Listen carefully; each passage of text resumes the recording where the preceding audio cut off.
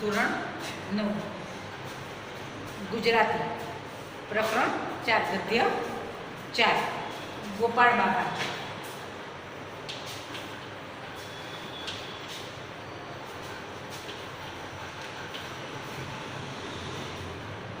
ગોપાળ બાપા.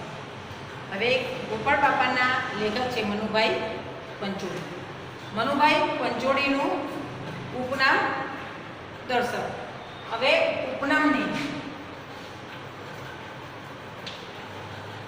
ઉપનામનો સમાનાર્થી શબ્દ તખલ્લુસ. તખલ્લુસ પણ કહેવાય. ઉપનામ પણ કહેવાય અને તખલ્લુસ પણ કહેવાય. એટલે ગોપાળ બાપા પાઠના લેખક છે મનુભાઈ પંચોળી. એમનું ઉપનામ તખલ્લુસ છે દર્શક. હવે આ પરીક્ષામાં પૂછાય છે કે એમનું ઉપનામ શું, એમનું મનુભાઈ પંચોળીનું પૂરું નામ પણ પૂછાય. તો મનુભાઈ પંચોળીનું પૂરું નામ મનુભાઈ રાજારામ પંચોળી. એટલે આ વસ્તુ ખાસ કવિ લેખક પરિચયમાંથી આપણે આ બધું ખાસ યાદ રાખવાનું કે ઉપનામ, એમનું પૂરું નામ, એમણે કયું સાહિત્ય લખ્યું, નવલકથાઓ, ટૂંકી વાર્તા, નાટકો, એ બધું પણ આપણે યાદ રાખવાનું. એટલે સૌ પ્રથમ આપણે લેખક પરિચય જોઈએ. તો મનુભાઈ રાજારામ પંચોળી એટલે દર્શકનો જન્મ રાજકોટ જિલ્લાના વાંકાનેર તાલુકાના પંચાસિયા ગામે થયો હતો. તેમણે ગ્રામ દક્ષિણા મૂર્તિ, લોકભારતી, ગ્રામ વિદ્યાપીઠમાં ઉચ્ચ સ્થાને રહી રાષ્ટ્રીય કેળવણી ક્ષેત્રે ઉત્તમ કામગીરી કરી હતી. તેમણે ગાંધી વિચાર, ધર્મ, શિક્ષણ, ઇતિહાસ, સાહિત્ય અને સંસ્કૃતિ વિશે ઊંડાણપૂર્વક લેખન કાર્ય કર્યું હતું. બંધન અને મુક્તિ, દીપ નિર્વાણ, સોક્રેટિસ અને કુરુક્ષેત્ર વગેરે તેમની સુપ્રસિદ્ધ નવલકથાઓ છે. હવે પરીક્ષામાં એવું પૂછાય કે મનુભાઈ પંચોળીની કોઈ એક નવલકથા લખો, તો તમે આમાંથી બંધન અને મુક્તિ, દીપ નિર્વાણ, સોક્રેટિસ અને કુરુક્ષેત્ર ગમે તે એક લખી શકો. આમાંથી ગમે તે એક પણ લખો. ઝેર તો પીધા છે જાણી જાણી, એના એમણે 3 ભાગ લખ્યા. ઝેર તો પીધા છે જાણી જાણી, એના ભાગ 1, 2 અને 3 છે. એ ગાંધી યુગની ખૂબ જ પ્રસિદ્ધ નવલકથા હતી, જે તમે બધાએ આપણી લાઇબ્રેરીમાં કદાચ ક્યારેક પણ વાંચી હશે. પરિત્રાણ, અંતિમ અધ્યાય, ગૃહારણ્ય વગેરે તેમના ઉત્તમ નાટકો છે. તેમને 3 નાટકો લખ્યા. કયા? તો પરિત્રાણ, અંતિમ અધ્યાય અને ગૃહારણ્ય. એ તેમના 3 નાટકો છે. તેમને રણજીતરામ સુવર્ણચંદ્ર, પદ્મભૂષણ, સાહિત્ય અકાદમી એવોર્ડ દિલ્હી તથા જ્ઞાનપીઠ મૂર્તિદેવી પુરસ્કારથી તેમને સન્માનિત કરવામાં આવ્યા. હવે ગોપાળ બાપા એ મનુભાઈ પંચોળીનું ઝેર તો પીધા છે જાણી જાણીના પ્રથમ ભાગમાંથી લેવામાં આવી છે. પરીક્ષામાં પણ પૂછાય છે કે ગોપાળ બાપા પાઠ મનુભાઈ પંચોળીના કયા સાહિત્યમાંથી લેવામાં આવ્યું? તો ઝેર તો પીધા છે જાણી જાણીના પ્રથમ ભાગમાંથી આ પાઠ લેવામાં આવ્યો છે. ગોપાળ બાપા અને મહારાજ સયાજીરાવનો સંવાદ અહીં કેન્દ્ર સ્થાને છે. પાઠમાં શું છે? તો ગોપાળ બાપા અને મહારાજ સયાજીરાવ હતા, એ બંનેની વાતચીત, એ બંનેનો સંવાદ અહીંયા પાઠના કેન્દ્રમાં છે. હવે ગોપાળ બાપા હતા એ પોતાના મિત્રના દીકરાને ઉછેરવા માટે જારી જાંગડા અને કોતરવાળી જમીન મહારાજ સયાજીરાવ પાસે માગે છે. હવે રાજા હતા, રાજા પાસે આવું સીધું માગી શકાય નહીં, પણ ગોપાળ બાપા તો સીધું એમના મનમાં જે વાત છે એ મહારાજ પાસે રજૂ કરે છે. એમાં ગોપાળ બાપાની નિડરતા, પરોપકાર. હવે જો એમને પોતાના માટે તો જમીન જોઈતી નથી, એમને કોના માટે જોઈએ છે? એમના મિત્રના દીકરાની સાચવણી માટે, એના ઉછેર માટે એમને એ જમીન જોઈએ છે. એટલે નિડરતા, પરોપકાર અને સમર્પણના દર્શન ગોપાળ બાપાના આ પાઠમાં આપણને થાય છે. તો સામે પક્ષે સયાજીરાવની ઉદારતા અને તેમની માણસને પારખવાની દ્રષ્ટિ પ્રગટ થાય છે. સયાજીરાવ મહારાજ કેવા હતા? એ પરોપકારી હતા. કોઈ સારા કામ માટે કોઈ વસ્તુ માગે તો ત્યારે ના પાડતા નહીં, અને માણસને જોઈને જ પારખી જતા હતા કે માણસ કેવો છે. હવે આપણે પાઠ આગળ જોઈએ. એક જ આદમીના કુની આ કોતરની આંબા, જાંબુડા, રાયણ અને ચીકુના ઝૂંડથી મહેકતા કરી મૂક્યા છે. હવે અહીંયા એક જ આદમીના પુણ્ય, કયા આદમીના પુણ્ય? તો ગોપાળ બાપાના. ગોપાળ બાપાએ આ પુણ્ય કામ કર્યું હતું. એટલે કે ગોપાળ બાપાના પુણ્યના કર્મે આ કોતરની, હવે કોતર એટલે શું? તો જમીન ઉપર કે પર્વત ઉપર કુદરતી રીતે પાણીથી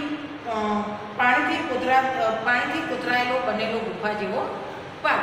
જમીન ઉપર કે પર્વત ઉપર કુદરતી રીતે પાણીથી કોતરાયેલો એક ગુફા જેવો પાક. આ શબ્દ સમૂહમાં પૂછાય છે. હવે મહેકતા એટલે સુગંધિત કરવી. એમણે આ કોતરને આંબા, જાંબુડા, રાયણ અને ચીકુથી સુગંધિત કરી મૂક્યા હતા. એમણે આ જમીનમાં આ બધા પાક એમણે કર્યા. 40 વર્ષે એ વાતને હજુ માંડ. હવે ગોપાળ બાપાએ આ જમીન સયાજીરાવ પાસે માગી અને આ બધું એમણે ત્યાં કામ કર્યું. એને હજુ 40 વર્ષ માંડ થયા હશે. વર્ષની શિયાળાની એક સવારે એ વખતના સ્વપ્નસેવી મહારાજ શ્રીમંત સયાજીરાવ આવા એક કોતરની ભેખડ ઉપર 1-2 અંગરક્ષકો સાથે ઊભા હતા. હવે સમય કયો હતો? શિયાળાની સવાર હતી. એ વખતે સ્વપ્નસેવી એટલે સ્વપ્ન સેવનાર, પ્રજાના સ્વપ્ન જે હોય એને પૂરા કરનાર મહારાજ હતા. હવે પ્રજાના કામ એમને કરવા પડે, એટલે કે સ્વપ્નસેવી મહારાજ શ્રીમંત સયાજીરાવ આવા એક કોતરની ભેખડ ઉપર, ભેખડ એટલે નદી કાંઠાની જમીન, 1-2 અંગરક્ષકો સાથે ઊભા હતા. મહારાજ હતા એટલે એમને અંગરક્ષકો પણ હોય, એટલે અંગરક્ષકો સાથે ત્યાં ઊભા હતા. પડખેના ગીરના જંગલમાંથી એક દીપડો આવ્યાના વાવડે એ આ તરફ ઉતરી આવ્યા હતા. હવે રાજા હતા, અહીંયા કોતર ઉપર કેમ આવ્યા હતા?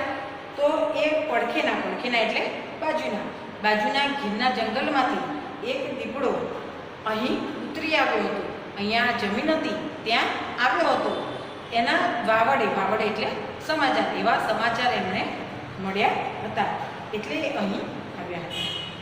થોડાક શિકારીઓ ગોરડ બાવળના ઝાડામાંથી નીચે કોતરમાંથી જતી કેડીએ સાવચેતીથી ઉતરતા હતા.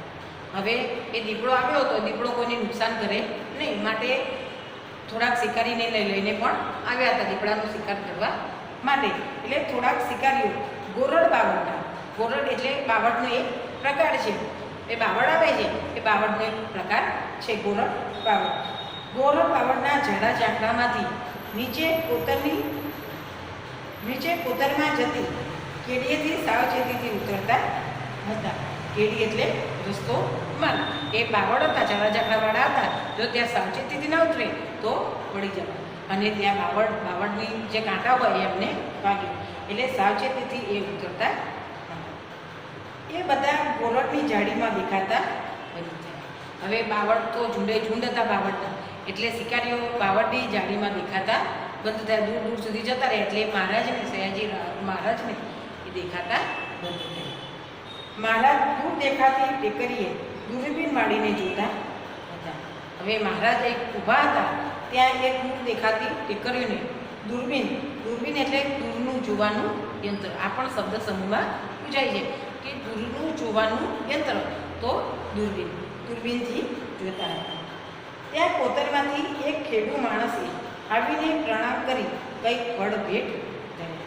ત્યાં કોતરમાંથી એક ખેડૂ એટલે ખેડૂત કિસાન એક માણસ આવ્યો, પણ તો ખેડૂત હતા અને હતા પણ ગોપાળ બાપા.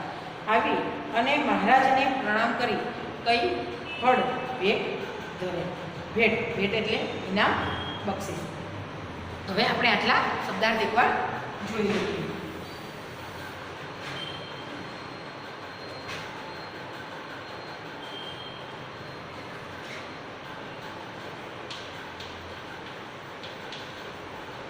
મહેકું એટલે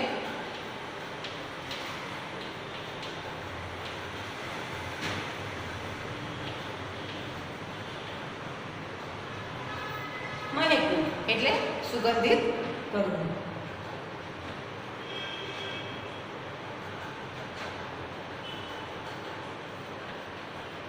ભેખડ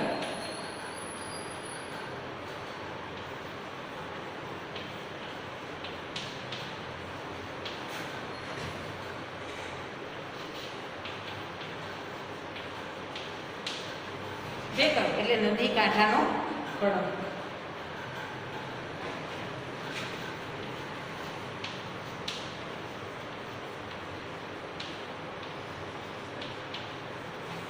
વાવડ એટલે સમાચાર.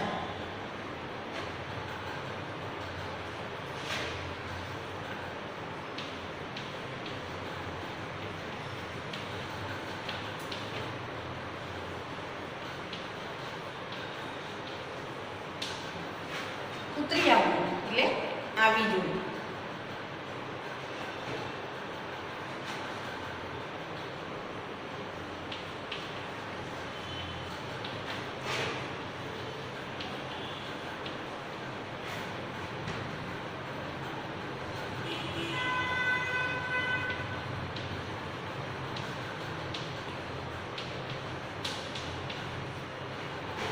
ગોરડ એટલે બાવળનો એક પ્રકાર.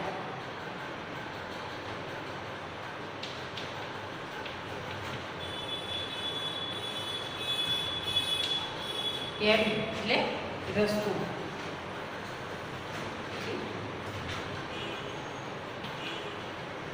ખેડૂત એટલે ખેડૂત. કિસાન. હવે મહેકવું એટલે સુગંધિત કરવું. ભેખડ નદી કાંઠાનો ખડક. વાવડ એટલે સમાચાર. ઉતરી આવવું આવી જવું. ગોરડ બાવળનો એક પ્રકાર, બાવળનું એક નામ. કેરી એટલે રસ્તો, નાનો પગદંડી રસ્તો. ને ખેડૂત એટલે ખેડૂત કિસાન. મહારાજે દૂરબીન બાજુ પર મૂકી કહ્યું શું છે?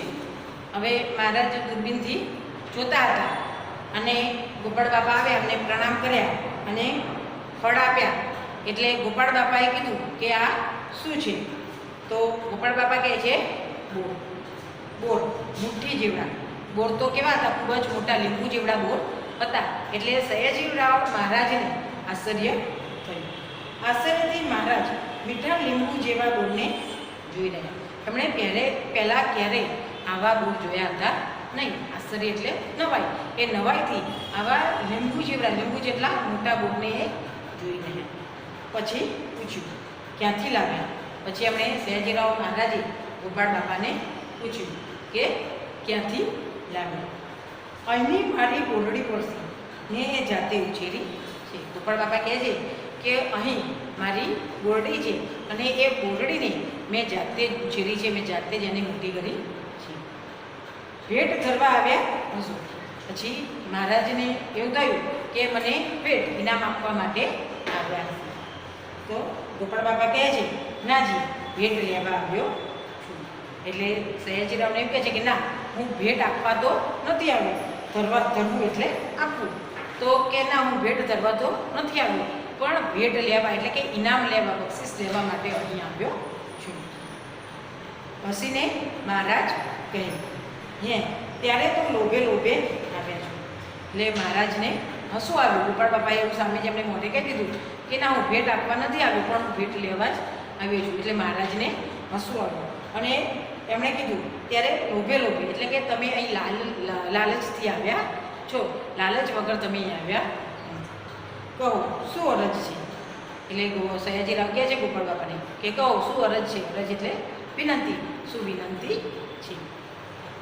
મહારાજ અરજ તો એટલી જ છે કે આ કોતર મને યોગ્ય કિંમતે આપો. હવે ગોપાળ બાપા સયાજીરાવ મહારાજને કહે છે કે વિનંતી તો મને એટલી જ છે કે આ કોતર મને યોગ્ય કિંમતે એટલે કે વ્યાજબી ભાવે મને આ કોતર, આ જમીન આપો. માગણી કરજો, એટલે કે રાજાઓનો તો દરબાર ભરાય કે તમે દરબારમાં આવી અને માગણી કરજો. તો ગોપાળ બાપા કહે છે માગણી કરે તો વરસ 3 થઈ ગયા, કે માગણી કરે તો 3 વરસ થઈ ગયા છે. કોણ દાદ કહે છે, એટલે દાદ એટલે ઇન્સાફ ન્યાય. કોણ અહીંયા ઇન્સાફ કરે છે, કોણ ન્યાય આપે છે. હવે જો સંજ્ઞાનો પ્રકાર થાય કે માગણી કરે તો વરસ 3 થઈ ગયા, તો માગણી એક ક્રિયાવાચક સંજ્ઞા થઈ. અને આંબા જાંબુડા રાખ અને ચીકુના ઝૂંડથી મહેકતા કરી મૂક્યા છે, તો ઝૂંડ એ સંખ્યાવાચક સંજ્ઞા થાય. એટલે કે માગણી કરે તો 3 વર્ષ થઈ ગયા છે, પણ કોઈ ન્યાય આપતું નથી, કોઈ ઇન્સાફ આપતું નથી. આપું શું કરશું, આપું શું કરશું, બોરડી ઉછેરશું. એટલે સયાજીરાવ કહે છે કે હું ઇન્સાફ આપું, ન્યાય આપું, તમને આ જમીન આપી દઉં, પણ તમે શું કરશો, અહીંયા બોરડી ઉછેરશો. બોર પણ આ ગામના છોકરાને નથી મળતા. હવે ગોપાળ બાપા કહે છે કે ગામ એટલું ખૂબ જ પછાત હતું, એટલે કે બોર પણ આ ગામના છોકરાને મળતા નથી. પણ સાચું કારણ તો એ છે કે આ બધા ઉત્તરનું તળ સાચું. પણ ગોપાળ બાપા એવું કહે છે પણ સાચું કારણ તો એ છે કે આ બધા ઉત્તરનું તળ એટલે તળિયું, અંદરનો ભાગે સાચું છે. અંદરના ગાડામાં ધરા રહે છે, ગાડામાં એટલે ભાગમાં, અને ધરા એટલે નદી, વાવ વગેરેનો પાણીનો ઊંડો ભાગ. એટલે કે આ નદીમાં ધરા, આ ભાગમાં નદી છે. ગમે ત્યાં 8 હાથે પાણી નીકળે છે. ગમે ત્યાં 8 હાથે 8 જેટલું નીચે ખોદીએ તો કે નીચે પાણી નીકળે છે. હવે ગમે ત્યાં 8 હાથે પાણી નીકળે છે, તો પાણી એ દ્રવ્યવાચક સંજ્ઞા છે. જમીન પણ કોઈ વાતની છે, એટલે કે જમીન પણ કોઈ વાત એટલે જાતની છે, સારી જાતની આ જમીન છે. સિંગોડાના માનને જો કોઈક રીતે રોકીએ તો આમાં બનારસી લંગડો પાકે, ને ગરીબના અમરફળ જેવા કોર ઢગલા ઉતરે. હવે સિંગોડા એ નદીનું નામ છે, તો સિંગોડાના માળને એટલે કે સિંગોડાના પાણીને જો કોઈ રીતે રોકવામાં આવે, ગોપાળ બાપા સયાજીરાવને કહે છે કે સિંગોડા નદીના પાણીને જો કોઈક રીતે રોકવામાં આવે તો આમાં બનારસી લંગડો એક કેરી છે કે બનારસી લંગડો પાકે, ને ગરીબના અમરફળ જેવા બોરે ઢગલા ઉતરે. કેરીએ થાય અને ગરીબોને બોર પણ મળી રહે. દીપડો રંજાડશે નહીં. હવે સયાજીરાવ કહે છે દીપડા રંજાડશે નહીં. રંજાડવું એટલે હેરાન કરવું, કે દીપડા હેરાન કરશે નહીં. ત્યાં તો દીપડા આવતા હતા, એટલે કે દીપડા હેરાન કરશે નહીં. આ તમારી પડખેના દીપડા ન રંજાડે તોય ઘણું છે. હવે ગોપાળ બાપા સયાજીરાવને કહે છે આ તમારી પડખેના દીપડા, પડખેના એટલે બાજુના, એટલે કોણ, કે ગાયકવાડ રાજ્યના અમલદારો. ગાયકવાડ રાજ્યના અમલદારો અમને હેરાન ન કરે તોય ઘણું છે. હવે આપણે આટલા શબ્દાર્થી પર જોઈએ.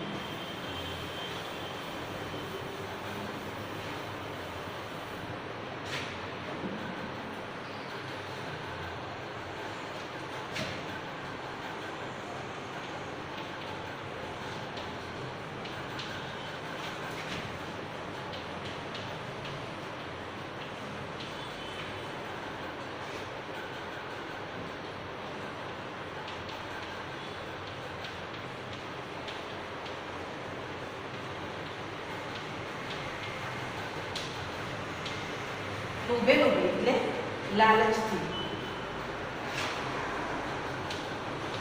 અરજ એટલે વિનંતી.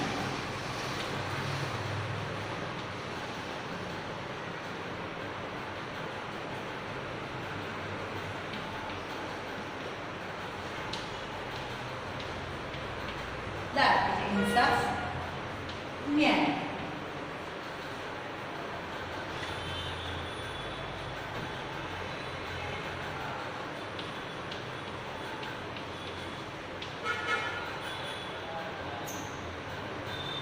એટલે તળિયું.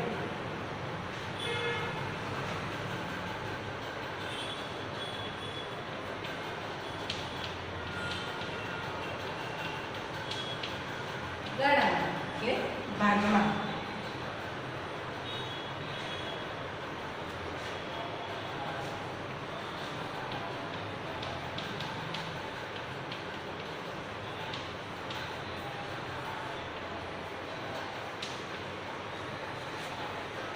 તો ભેટ એટલે ઇનામ બક્ષિસ, લોભે લોભે એટલે લાલચથી, અરજ એટલે વિનંતી, દાર ઇન્સાફ ન્યાય, તળ એટલે તળિયું, ગાડામાં ભાગમાં, સિંગોડા નદીનું નામ.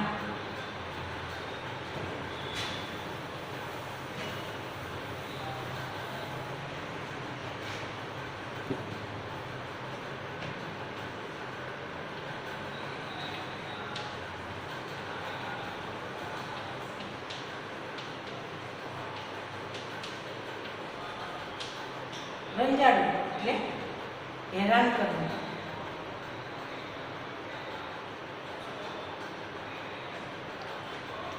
મહારાજે ઊંચું જોયું, એમની ભમરો ઘડી ખેંચાઈ.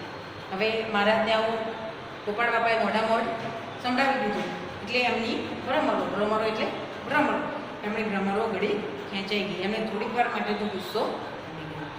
એમને મોઢા મોઢે આવું કહેનાર કોણ હતું? જોયું તો બોલનાર મરક હસી રહ્યું છે. એમને મોઢા મોઢે એટલે રૂબરૂમાં સામે જ એમને આવું રૂબરૂમાં કહેનાર કોણ હતું? તો એમની સામે જોયું તો ગોપાળ બાપા મરક એટલે કે મંદ મંદ હસી રહ્યા. નેણમાં ફરિયાદના રોષને બદલે સહજ કૌતુક છે. આંખોમાં ફરિયાદનો ગુસ્સો નહોતો એમને, પણ શું હતું? સહજ એટલે સ્વાભાવિક, અને કૌતુક એટલે આશ્ચર્ય, કુતૂહલ. એમના આંખમાં કુતૂહલ હતું. સયાજીરાવની માણસને પારખવાની શક્તિ અચૂક હતી. અચૂક એટલે ચોક્કસ. સયાજીરાવમાં માણસને પારખવાની શક્તિ ચોક્કસ હતી, અચૂક હતી. તેમણે ધારીને બોલનારને જોયું. તેમણે એકી ટસે એકી નજરે ગોપાળ બાપાને જોઈ રહ્યા. ઊંડો શ્વાસ લીધો, જાણે મનમાં કંઈ ઉતાર્યું. પછી એકાએક કહ્યું. ગોપાળ બાપાએ જે કીધું એમણે શાંતિથી વિચાર્યું અને પછી એ કહ્યું, તમને આ કોતર આપ્યું. અને પછી ગોપાળ બાપાને કહે છે, એમને ગોપાળ બાપા કેવા લાગ્યા? સાચા લાગ્યા, પરોપકારની ભાવનાવાળા લાગ્યા. એટલે એમણે તરત જ એમને ગોપાળ બાપાને ત્યાં જ કહી દીધું કે આ કોતર તમને આપ્યું, હમણાં જ લખી આપું છું. બીજી કંઈ મદદ જોઈતી હોય તો એ પણ ખેતી ખાતું આપશે, અને આ જમીન તો તમને આપી દઉં છું, પણ બીજી પણ કંઈ મદદ જોઈતી હોય તો ખેતી ખાતું એટલે ખેતી વિભાગ આપશે. પણ એક કામ કરો. પણ એમણે જમીનના બદલે એક કામ આપ્યું. પેલું મંદિર જોયું, ઇશારો કરીને બતાવ્યું કે પેલું મંદિર જોયું. એમણે કોતરને છેડે મથાળા ઉપર ઉભેલ એક જીર્ણ શિવાલય બતાવ્યું. એમણે કોતરને છેડે મથાળે એટલે ટોચ ઉપર, કોતરના ટોચ ઉપર એક જીર્ણ એટલે જળજળ એક શિવાલય બતાવ્યું. ભગવાન શિવનું મંદિર એમણે બતાવ્યું. એક જીર્ણ શિવાલય બતાવ્યું. તો શિવાલય એ જાતિવાચક સંજ્ઞા થાય. જી એ અપૂજ રહે છે. ગોપાળ બાપા કહે છે કે હા એ મંદિર તો જોયું. એટલે સયાજીરાવ મહારાજ કહે છે એ અપૂજ રહે છે. અપૂજ એટલે પૂજ્યા વગરનું, ત્યાં કોઈ એમ પૂજા થતી નથી. પેશવા સરકારે બંધાવ્યું છે અને જોણવાણી શિલ્પનો નમૂનો છે. એ શિવાલય કોણે બંધાવ્યું હતું? તો પેશવા સરકારે બંધાવ્યું. અને જોણવાણી એટલે કે પહેલાંના શિલ્પનો એ નમૂનો છે. એની પૂજાનો બંદોબસ્ત કરો. એની જો પૂજા થાય એવી તમે વ્યવસ્થા, તજવીજ એવી વ્યવસ્થા તમે કરો. દખ લગાડતા નહીં મહારાજ, મારાથી બને તેવું નથી. ગોપાળ બાપાએ ના પાડી દીધી. દખ એટલે દુઃખ, એટલે કે દુઃખ લગાડતા નહીં, મારાથી એ બનશે નહીં. કેમ? મૂર્તિને નથી માનતા? એટલે કેમ કે ભગવાનમાં તમે નથી માનતા? ના રે બાપા, એમ તો અમે અને તમે સૌ મૂર્તિઓ જ છીએ ને. એટલે કે અમે અને તમે બધા મૂર્તિ જ છીએ. આમ મૂર્તિઓને રહેવાની જગા નથી મળતી, ત્યાં વળી પાણાની મૂર્તિઓ ક્યાં પધરાવી. એટલે કે માણસોને રહેવાની જગ્યા મળતી નથી. કેટલા લોકો એવા છે જે હજુ આજે પણ ફૂટપાથ ઉપર રહે છે, એમને રહેવાની જગ્યા નથી મળતી. ત્યાં પાણાની એટલે કે પથ્થરની, આ પથ્થરની મૂર્તિઓને ક્યાં પધરાવી. મહારાજ ઘડીભર કહેનાર સામે એકી ટસે જોઈ રહ્યા. મહારાજ થોડી વાર તો એકી ટસે એટલે કે એકી નજરે ગોપાળ બાપા સામું જોઈ રહ્યા. પછી કહે, વાત તો સાચી છે. એમને ગોપાળ બાપાની વાત તો સાચી લાગી. એટલે કહે છે વાત તો સાચી છે, પણ ત્યાં મૂર્તિને નામે આશરો સૌને મળે તેવું કરજો. પણ કે ત્યાં ભગવાનના નામે કોઈને આશરો મળે, આશ્રય મળે, કોઈને શરણું મળે એવું કંઈક તમે કરજો. ધર્મશાળા બંધાવીશ. હવે સયાજીરાવે શું કીધું કે હું ધર્મશાળા બંધાવીશ. હવે ધર્મશાળા એટલે શું? તો કશું પણ ભાડું લીધા વિના કોઈ પ્રવાસીને રહેવાનું સ્થાન, એને કહેવાય ધર્મશાળા. આ પણ શબ્દમાં જાય છે. બોલે આ તુલસીશ્યામ જવા આવવાનો ધોરીમાર્ગ છે. હવે સયાજીરાવ કહે છે કે આ તુલસીશ્યામ જવા આવવાનો ધોરીમાર્ગ એટલે મુખ્ય રસ્તો છે. અહીંયાથી તુલસીશ્યામ જવાય છે ને અવાય છે. અહીંયા આ મુખ્ય રસ્તો છે.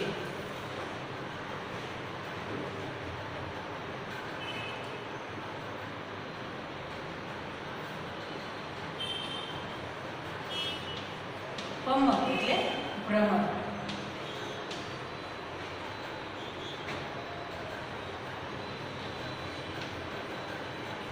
મોઢામાં એટલે રૂબરૂ.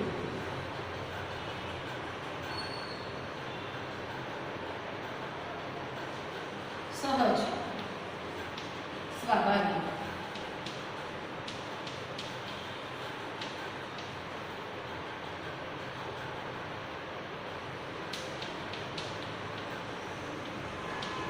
કૌતુક એટલે કુતૂહલ.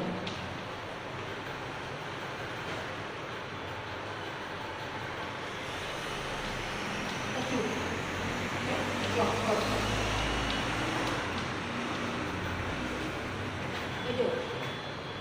ભમર એટલે ભ્રમર. મોઢામણ એટલે રૂબરૂ. સહજ સ્વાભાવિક. કૌતુક કુતૂહલ. અચૂક એટલે ચોક્કસ.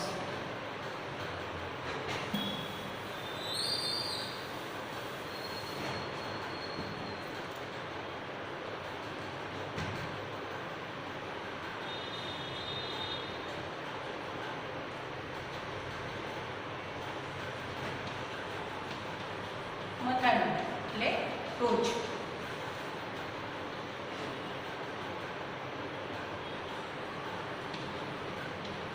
અપુંજ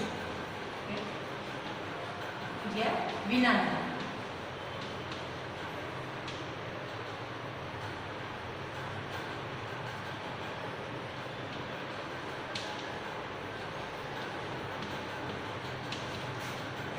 બંદોબસ્ત એટલે વ્યવસ્થા.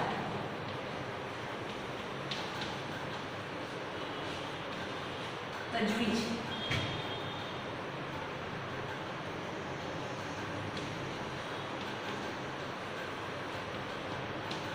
દ એટલે તું.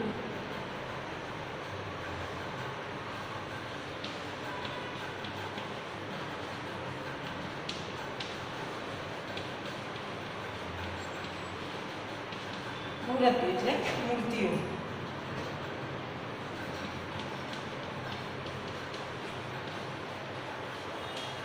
પાણા એટલે પથ્થર. હવે મથાળું એટલે ટોચ. અપુંજ પૂજ્યા વિનાનું. બંદોબસ્ત વ્યવસ્થા તજવીજ. દ એટલે દૂધ. મૂર્તિઓ એટલે મૂર્તિઓ. પાણા એટલે પથ્થર.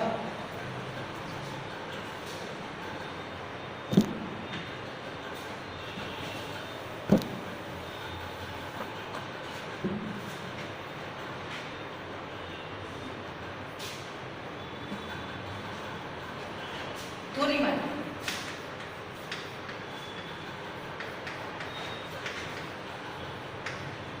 મુખ્ય રસ્તો.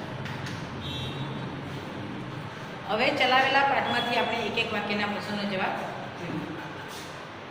તો મનુભાઈ પંચોળીનું તખલ્લુસ જણાવો. ઉપનામ જણાવો. તો દર્શક.